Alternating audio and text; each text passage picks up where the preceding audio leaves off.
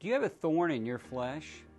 In 2 Corinthians chapter 12, the Apostle Paul gives us a fascinating look into his personal life, and he tells us about his thorn in the flesh and God's amazing promise of sufficient grace. Let me read it to you, 2 Corinthians chapter 12.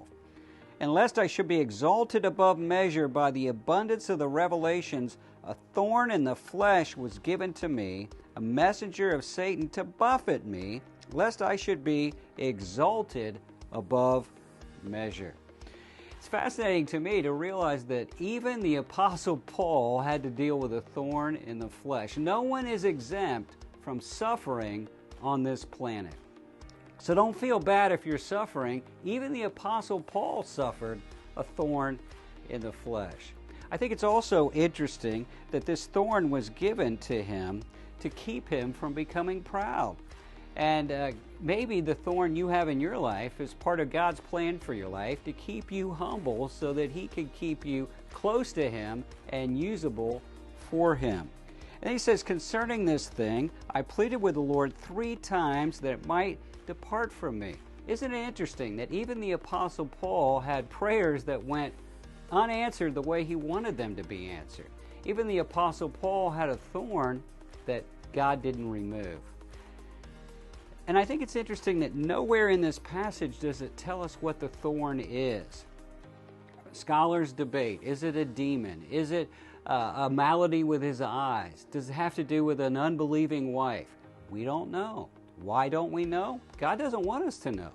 Because your thorn may look different than my thorn, but it's still a thorn in the flesh, and it's still something the enemy uses at the most inopportune times to discourage us, to defeat us, to depress us.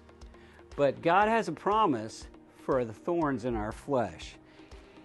Paul prayed 3 times that God would remove it, and God said no.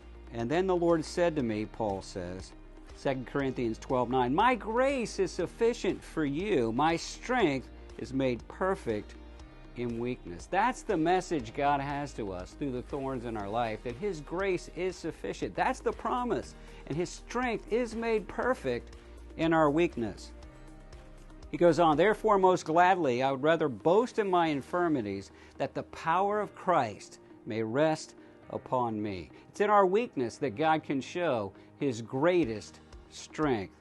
"Therefore," he says, "I take pleasure in my infirmities, in reproaches, in needs, in persecutions, in distresses for Christ's sake. For when I am weak, then I am strong."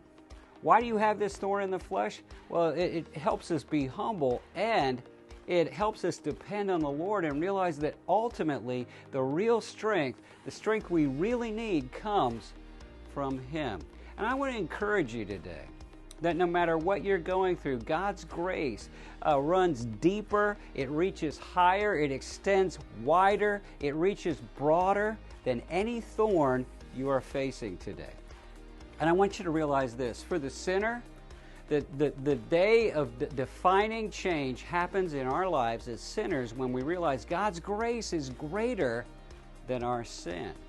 And for a Christian who is suffering, the defining change in our life comes when we realize God's grace is greater than our thorn. God's grace is sufficient for you, my friend. Trust Him.